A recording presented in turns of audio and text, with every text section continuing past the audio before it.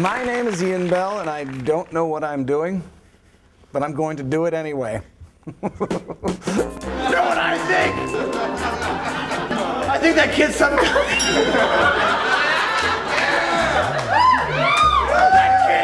that kid is some kind of lunatic. We're doing this, what, 1840, something like that? They did all this back then. Yes, that was a bit like a frog in a blender, wasn't it? It was not good, Ian. It was not good. Not good! Not good!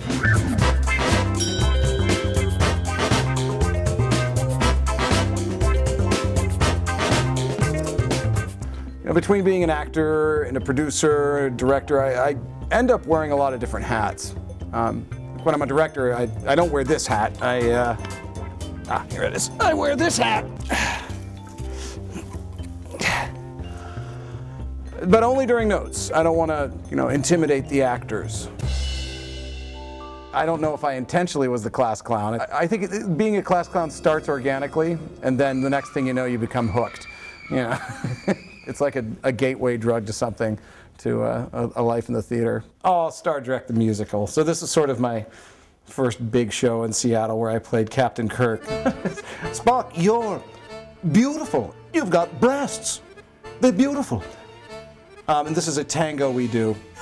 This caterpillar guy was the money tree caterpillar. And I believe I talk like this. When you're starving, you got to do what you got to do. I absolutely adore Fezziwig. When I'd stand backstage, in order to get in character for Fezziwig, I would just say to myself the word, sandwiches, sandwiches. And I don't know why, but that always got me into the jolly mood to play Fezziwig. Sandwiches. About everything that's happening to me by just getting good and loaded. Marge slaps her hard.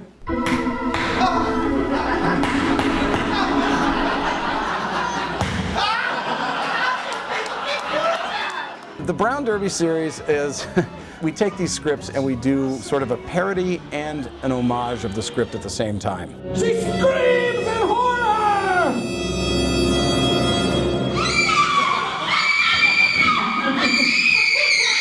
It's just a train wreck.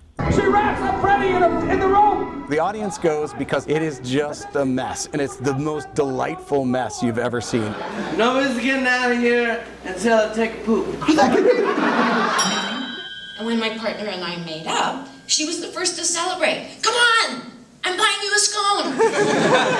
What Seattle Confidential does is the stuff that's being read on stage was written by the audience. Because they're anonymously submitted pieces, it could be the person sitting next to you. So immediately, you're engaged. This is our first date, right? Are you enjoying it?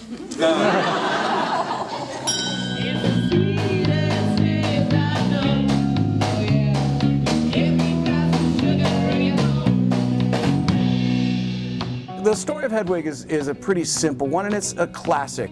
Boy loses 90% of his genitals, moves to Kansas with his military husband, grooms a future rock icon, and then tours the country with their own band in a bitter diatribe and drama. It's that old story. You brave, unfortunate souls, blasted by man's hubris and washed up on this cruel shore. I think a lot of people are going to come waiting for a musical, and I think this is our chance to say this is going to go beyond the fourth wall. It's going to reach beyond that.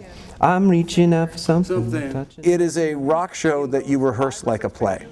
I absolutely love this show, and they were looking for a director. I said yes, and here I am. I love brave, unfortunate. And when people think of huge openings, a lot of people think of me. But don't.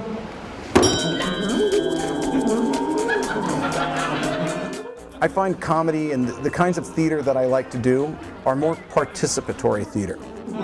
She says it's private. Yeah! We're all in the same room together. This room is not divided in half.